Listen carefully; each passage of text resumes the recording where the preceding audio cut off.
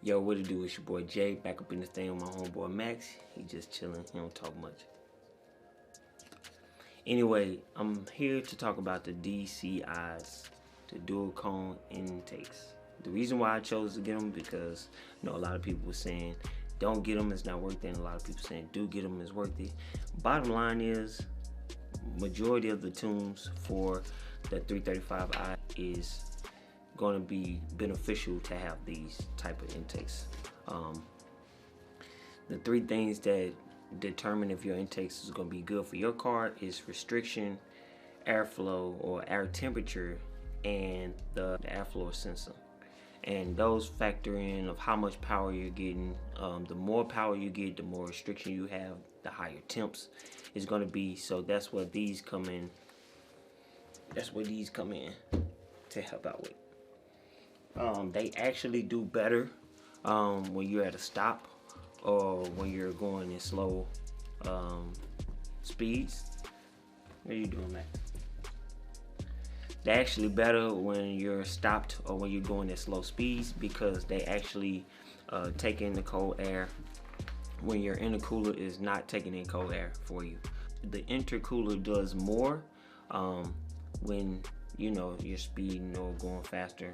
It's very good at taking in hot air and transferring it to cold air, but that's when you're going forward or moving at a faster rate or the cooler air is coming in. With these, they're more beneficial of standing still or moving slower, so that's why I decided to get them. I also got the ChargePipe that I'm going to be installing. I'll already show you pictures of it later, but these are it. These are from BRSF. I like them. They pretty nice, pretty dope. So you leave, that's cool. Anyway, so hello? Yo, nephew, I know you're not putting them hot double cones on that car. Yo, what's up? Listen here, playboy. I put in them same kind of cones on that Rolls Royce on that lap. My turbos ran harder than 4 fat dudes stuck in a mini coupe fighting over a cheeseburger in Afghanistan. Don't do it, playboy. Don't do it.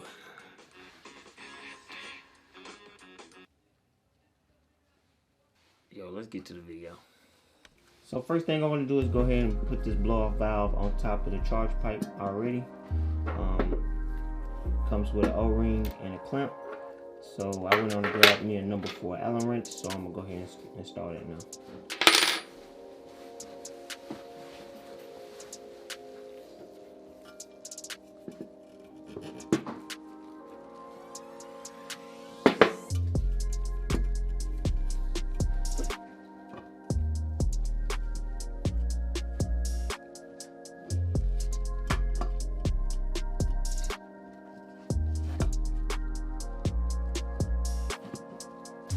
So first of all, you want to go and after you loosen up that first top tab right there, you're gonna go in the back and you're gonna see the screw right there.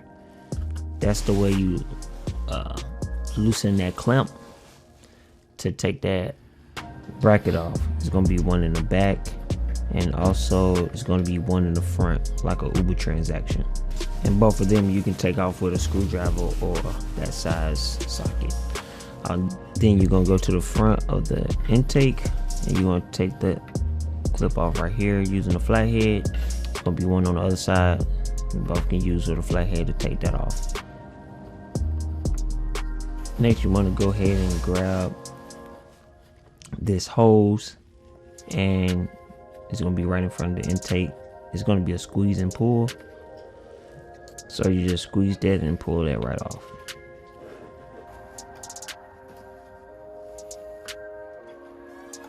Now the first one is going to be easy to get to. The one in the rear though is going to be harder to reach, like somebody dodging court papers.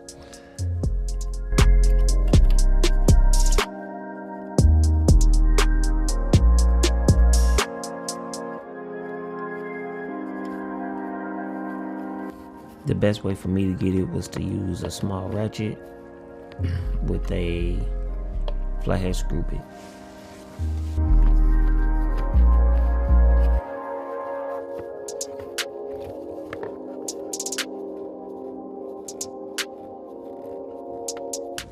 Next, you're gonna see these 3 rubber tubes on the back, or 3 rubber brackets in the back that's holding these wires.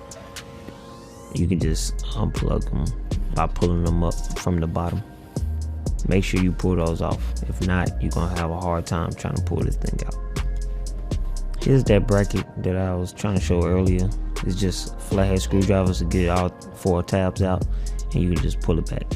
So first you got that screw back there, and you got these 3 rubber tabs to pull off.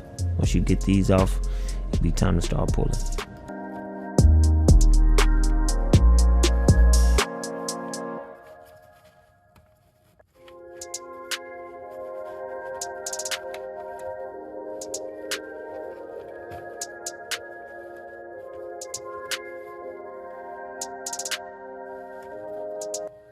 As you can see, I had to pull pretty hard to get it off, but it is what it is.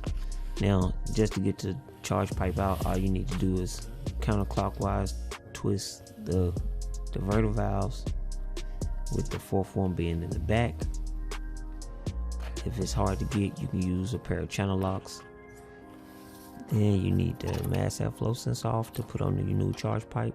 Move that bracket and remove that bracket, and that'll take the whole charge pipe off. Also, you need to loosen up the bolt that's holding it, which is a T30.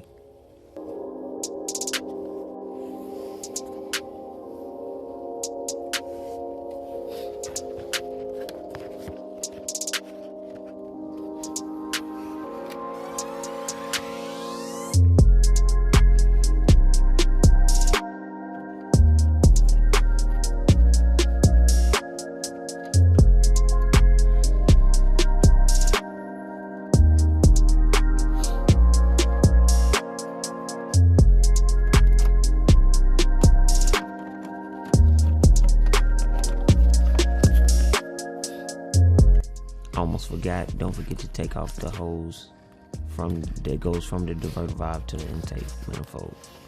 You just have to twist and pull that off.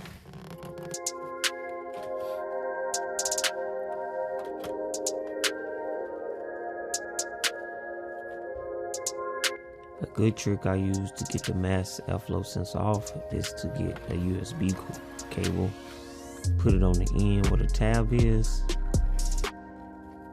and once I get it all the way on there, I can just pull it completely off with no problems.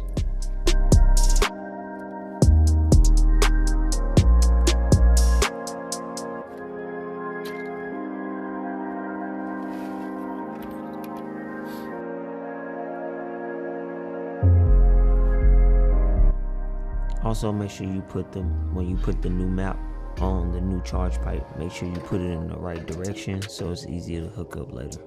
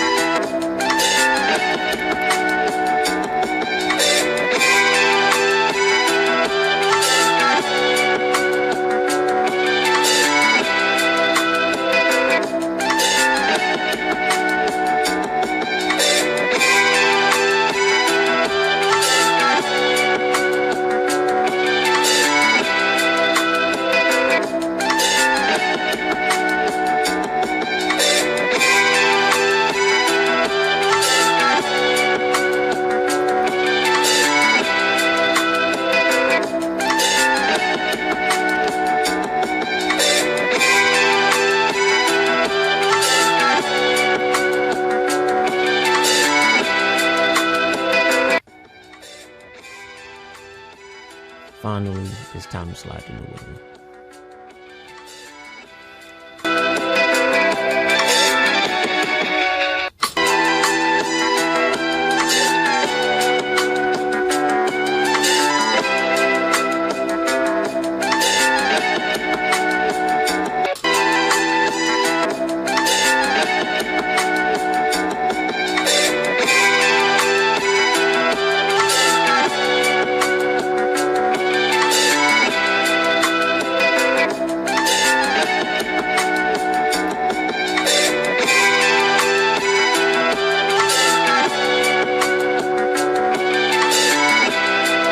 Yo, I just want to take a second to tell y'all, if it's hard to get this part back into the throttle, then it's the O-ring on the inside, and you really have to lube it up some way. Soapy water, whatever way you can do it, it needs to be lubricated. Don't forget to lube that guy, because you're going to have a hard time getting it back on. Trust me, I know. All it took was some soapy water, and then I was in there like booty hell.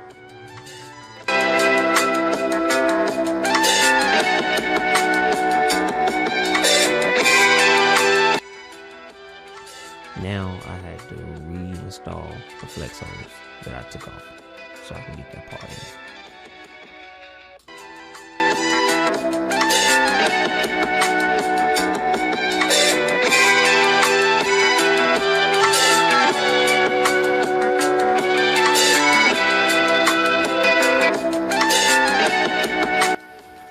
And these are what the caps look like, and they come with it. The ChargePipe, you just slide them on, one on this side and one on the other side, and you're good to go.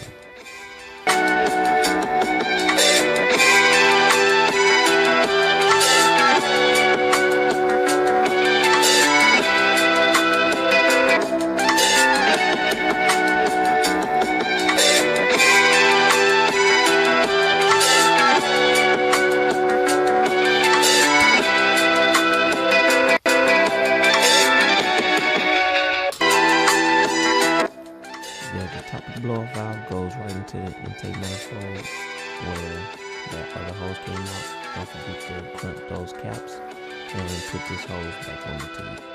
Now it's time for the DCI.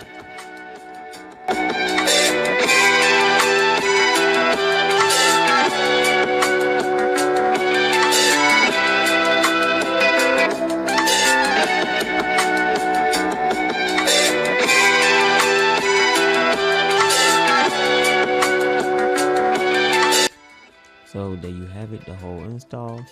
I still had to put those clamps on those two caps, one in the front and one in the back. That's pretty much it. Pretty cut and dry. If you have any more questions, you already know what it is. Hit your boy up, and I'll get back to you. See you on the next one.